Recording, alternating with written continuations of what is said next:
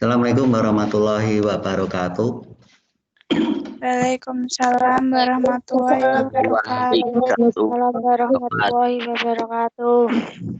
Ya, selamat pagi, salam sejahtera buat kita semua di pagi hari ini. Semoga kita semua mendapat keberkahan dari Tuhan Yang Maha Esa dalam bentuk kenikmatan yang selalu harus kita syukuri. Pada hari ini materi kita adalah, mari sudah saya share, yaitu tentang teknik pernapasan dalam bernyanyi.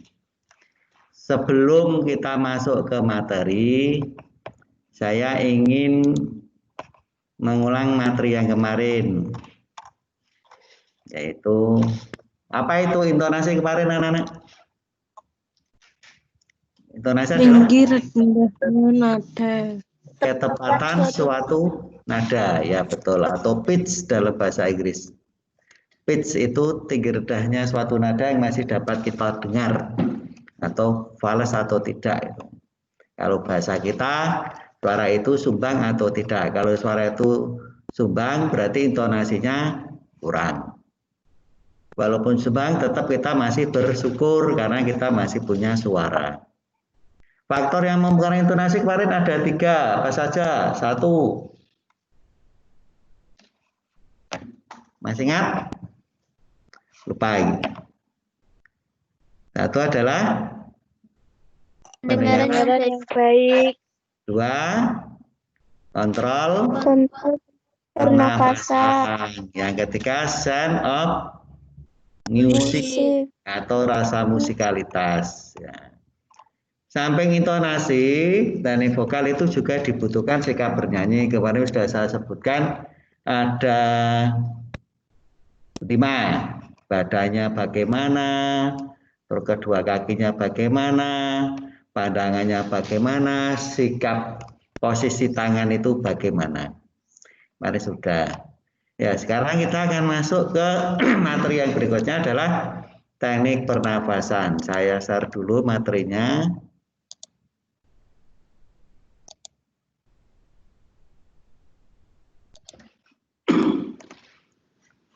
Sudah kelihatan anak-anak? Sudah, Pak. Sudah ya? Ya, oke. Oke. Kita masuk ke materi teknik pernapasan.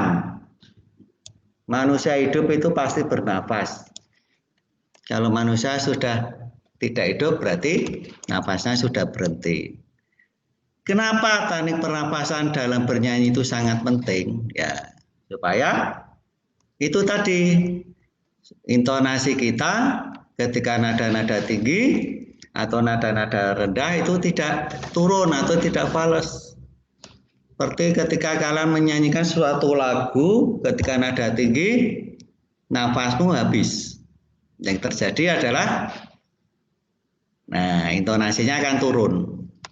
Itu, jadi sangat penting dalam bernyanyi itu teknik pernapasan memang sangat penting. Teknik pernapasan ada 3. Yang pertama adalah pernapasan dada, ini yang biasa kita lakukan sehari-hari. Nah, ini kalau di bukumu ada itu ya, jadi saya hanya menyebutkan sekelas saja. Teknik pernapasan dada itu intinya begini, ketika kalian bernapas, bahu tahu ya, bahu itu yang di samping leher itu akan naik ke atas. Seperti ketika kalian habis berlari 100 meter atau berlari jauh, pasti nafasmu kan tersengal-sengal. Itu ciri pernapasan dada, sehingga cirinya adalah bahu pasti akan terangkat, rongga dada mengembang. Seperti kalau kalian itu seperti menghadapi masalah yang besar, ambil nafas sebanyak-banyaknya itu kan memenuhi rongga dada. Itu contoh pernapasan dada. Namun di dalam teknik bernyanyi, teknik pernapasan dada ini kurang baik. Karena apa? Nafas atau udara yang masuk ke paru-paru kita itu cepat keluar. Nah, itu kalau untuk nyanyi kurang baik, tapi kalau untuk olahraga sangat baik sekali. Kamu kalau bernyanyi, kalau pakai teknik pernapasan, kalau berlari pakai teknik pernapasan perut, semaput nanti kalian. Jadi olahraga yang dibutuhkan adalah pernapasan dada khususnya untuk atletik. Ini lari, renang, dan seterusnya. Terus yang kedua, pernafasan perut. Nah, ini bedanya dengan dada. Kalau pernafasan dada itu bahu terangkat, ya. Jadi saya berikan contoh. Bisa saya tayangkan. Oh, nanti aja ya. Karena kalau saya tangan video tetap video Pak Imam tidak muncul. Pernafasan perut itu yang mengembang adalah rongga perut. Jadi rongga perutmu itu membusung ke depan. Ya. Kalau perutnya besar akan kelihatan sekali. Ya, kalau yang perutnya rata, alhamdulillah lemaknya masih sedikit berarti. Kalau itu untuk pernafasan perut tidak kelihatan.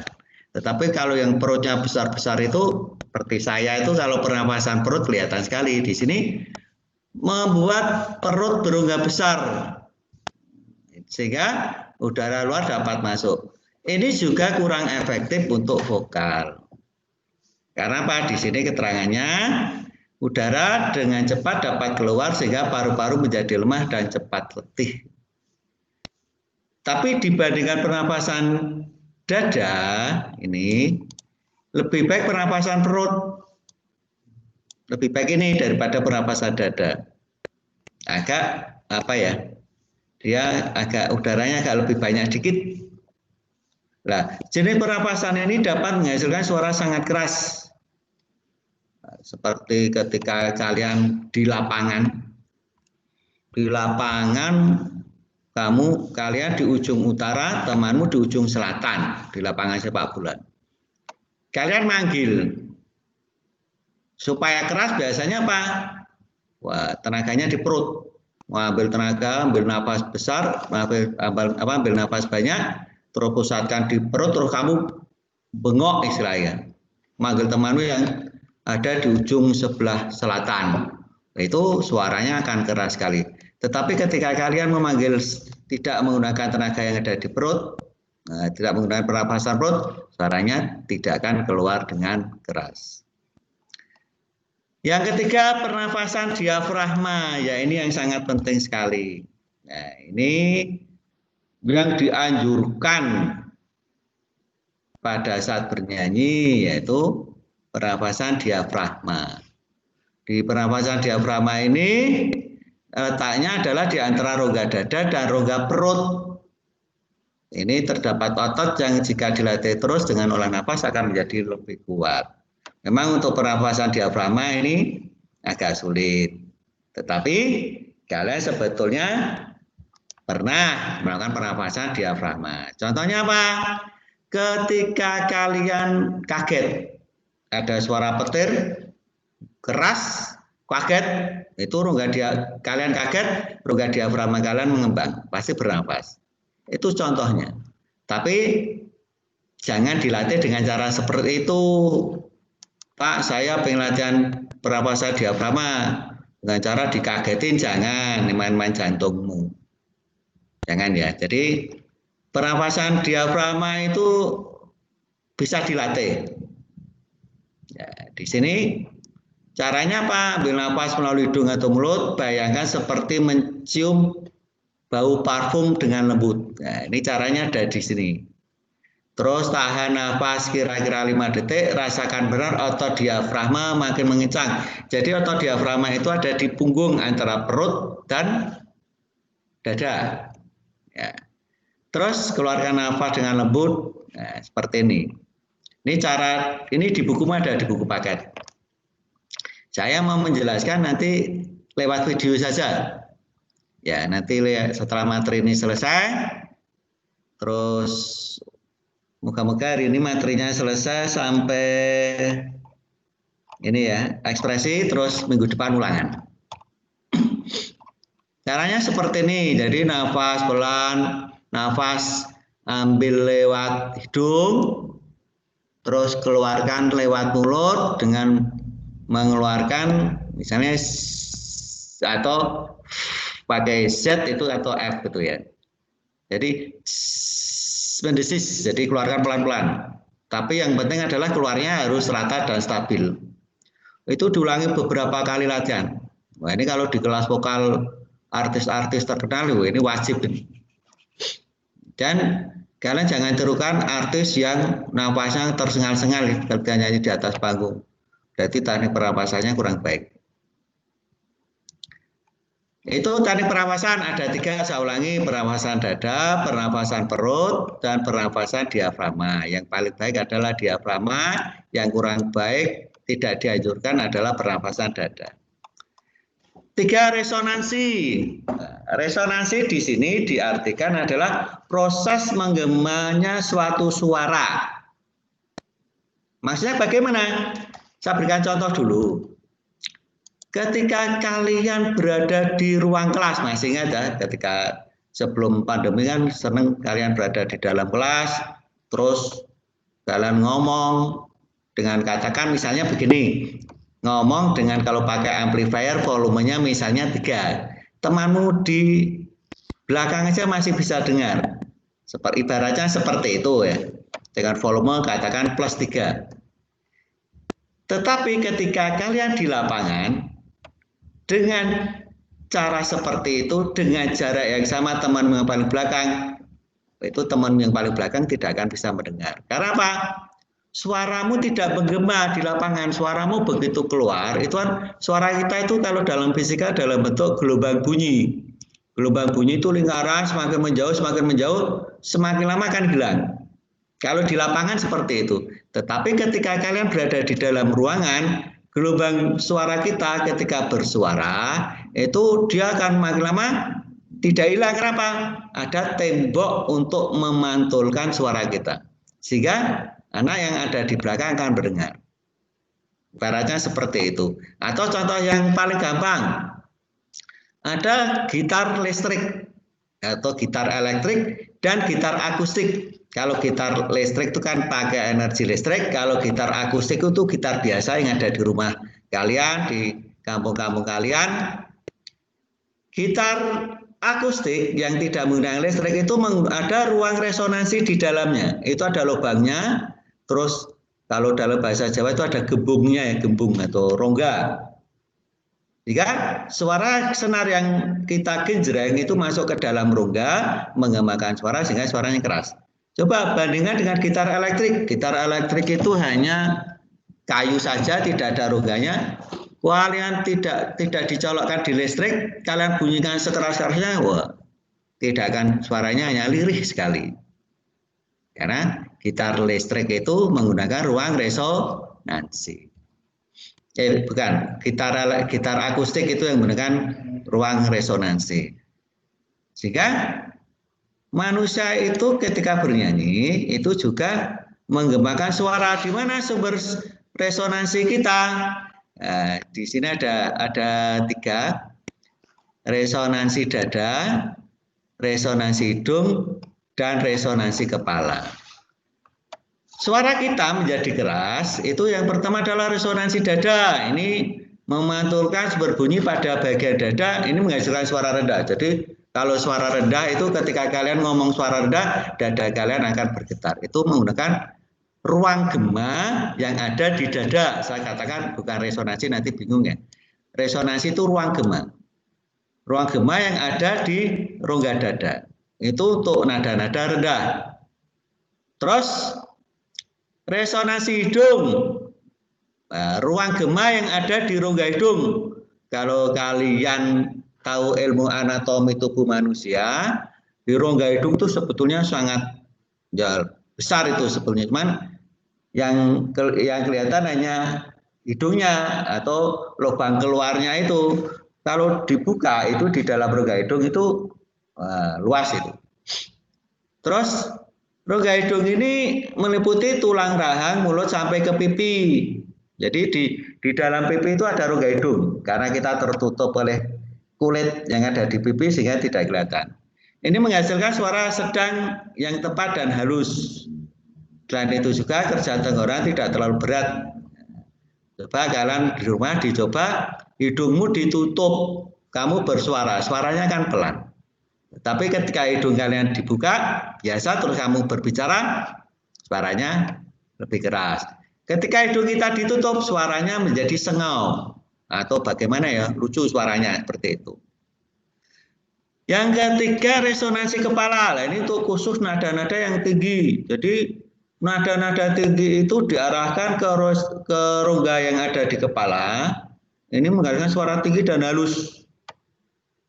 Nah, ini memang untuk menggunakan resonansi kepala itu perlu latihan. Dan ketika latihan itu pasti pusing kalian nanti ketika latihan menggunakan resonansi kepala.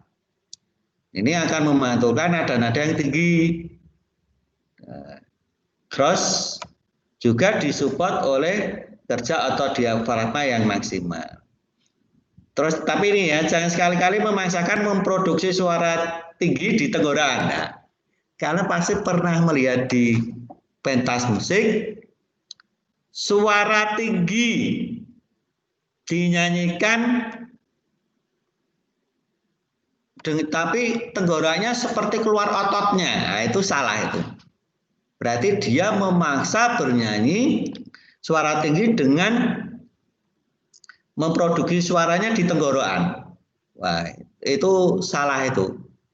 Berarti penyanyi tidak tahu teknik vokal. Dan nada tinggi harusnya pakai resonansi kepala. Nanti kalau kita sudah ketemu atau bagaimana ya, saya bisa mencontohkan. Atau nanti saya tampilkan videonya bagaimana resonansi kepala, resonansi hidung, atau kalian cari sendiri di YouTube. Wah, pinter kabeh. Cari sendiri di YouTube bagaimana sih resonansi dada. Contohnya seperti apa? Bagaimana resonansi hidung? Contohnya seperti apa? Ketik saja di YouTube resonansi kepala dalam bernyanyi, resonansi hidung dalam bernyanyi, dan seterusnya.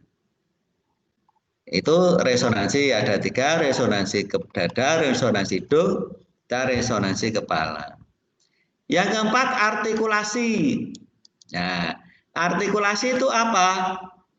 Pengucapan yang jelas. A, I, U, E, O. Nah, itu artikulasi. Jadi bagaimana mengucapkan kata yang jelas sehingga audien itu paham makna kalimat tersebut. Pak, kalau artikulasinya tidak jelas bagaimana? Saya berikan contoh. Coba dengarkan. Ada kalimat Jawa yang mengatakan seperti ini. Sehingga ketika kalian mendengar, kalian takut, tambah takut. Pernahkah kalian mendengar kalimat seperti wong mati dilompati kucing urip? Pernah? Pernah tidak? Pernah. Ya, sekarang saya belikan, ini sudah masuk ke prasring sekalian ya. Jadi antara artikulasi dan prasring hampir mirip. Jadi kalau prasring itu cara pemenggalan kalimatnya. Nah, ini sekalian masuk ke prasring langsung. Pengaliman teknik vokal yang mengatur tentang pengelompokan kalimat atau dengan kata lain memenggal suatu kalimat dengan benar. Tadi kalimatnya wong mati dilompati kucing urip. Tapi saya menggalnya salah, memutusnya salah. Wong mati dilompati kucing urip. Itu maknanya apa? Orang mati ketika dilompati kucing itu akan hidup. Gitu ya maknanya ya. Jadi wong mati dilompati kucing urip. Betul? Maknanya seperti itu ya? Yes. Ya, jadi wah, kamu ketika takut sekali ketika ada orang meninggal, ada kucing masuk, lari kalian. Nanti takutnya yang meninggal itu nanti hidup. Padahal itu hanya salah di praseringnya. Salah di pemenggalan kalimatnya. Yang betul bagaimana? Wong mati dilompati kucing urip. Yang hidup itu kucingnya, bukan wong matinya. Jadi kucing urip itu jadi satu, jangan dipenggal. Wong mati dilompati kucing urip, itu yang betul. Ketika kalian menggalnya salah, wong mati dilompati kucing urip, itu sudah punya dua makna yang jauh berbeda. Ya, didengarkan oleh orang yang tidak paham. Ketika ada saudaranya meninggal, wah, jenazahnya dimasukkan ke kamar, Orang tadi cari kucing sebanyak-banyaknya, masukkan ke kamar. Tujuannya apa? Supaya orangnya hidup lagi, ya. Kan menakutkan itu. Jadi hati-hati dalam bernyanyi, teknik fraseringnya juga harus diterapkan. Biasanya teknik frasering ini juga berhubungan dengan pernafasan. Ketika kalian bernyanyi, nada tinggi, nafasnya habis, pasti terputus kalimatnya. Itu fraseringnya juga kan salah. Jadi hati-hati dalam frasering ketika dalam bernyanyi. Ini diterapkan supaya tidak tidak mengurangi arti suatu lagu. Frasering sudah. Ekspresi atau mimik dan gestur. Ini paling mudah kalian kalau praktek ekspresi. Biasa kalau di rumah tidak punya uang, di depan orang tua kalian nangis-nangis, katanya gini-gini biar dikasih uang. Nah itu kan ekspresinya seperti itu. Pak, pulsanya habis, Bu, pulsanya pun telah nyuwun artoripun, nggak sambil nangis. Itu sudah termasuk dalam ekspresi, mimik dan gestur. Pada saat bernyanyi, kita juga harus memberikan ekspresi yang sesuai dengan tema lagunya. Lagu sedih, ekspresinya ya sedih, jangan lagu sedih nyanyi sambil tertawa-tawa, sambil tersenyum, itu berarti ekspresinya sudah bertolak belakang dengan tema lagunya. Lagu gembira, ya nyanyinya dengan seneng, jangan sambil nangis. Itu berarti kalau dalam istilah saya, lagu sedih nyanyi ini karo guyu, lagu seneng nyanyi ini karo nangis, itu kurang saon kalau saya. Paham ya? Jadi artinya tidak ada kesesuaian antara pikiran dan fisik kalian ini. Jadi dalam bernyanyi itu juga dibutuhkan ekspresi yang tepat, jangan sampai terbalik. Kalau lagu sedih ya bayangan kalian sedih, kalau lagu gembira bayangan kalian gembira, gitu saja, membayangkan. Nah, hari ini kita sudah sampai pada materi ekspresi. Terus minggu depan saya berikan dulu nih. Minggu depan ulangan. Minggu depan ulangan. Materinya sampai hari ini, nanti materi saya share di WA saja ya. Ini siapa? Nanti materi saya share di WA sesuai tadi, kalian perhatikan, kalian pelajari. Terus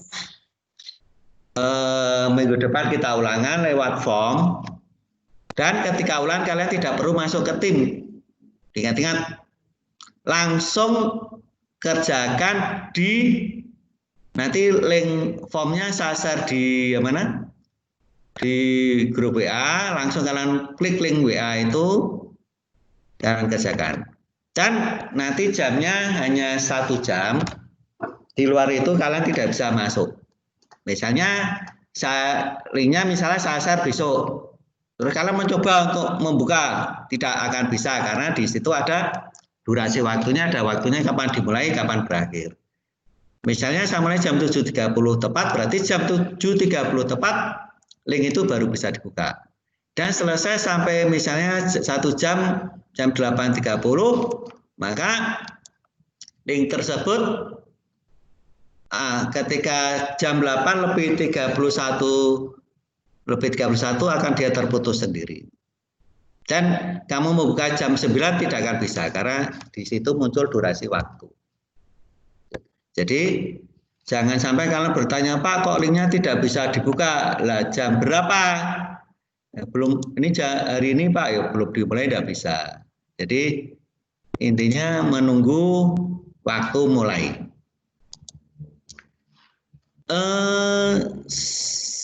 Hari ini yang peserta sejumlah 78. Makin lama makin menurun, saya tidak tahu. Kehabisan kuota ya. Iya. Tidak apa-apa, memang dari makanya ya karena kita kan dari kementerian seperti mengendaki seperti ini ya kita lakukan, tidak apa-apa. Sampai ini Pak sudah selesai. Sebelum saya akhiri mungkin ada pertanyaan? Tidak. Saya download dulu.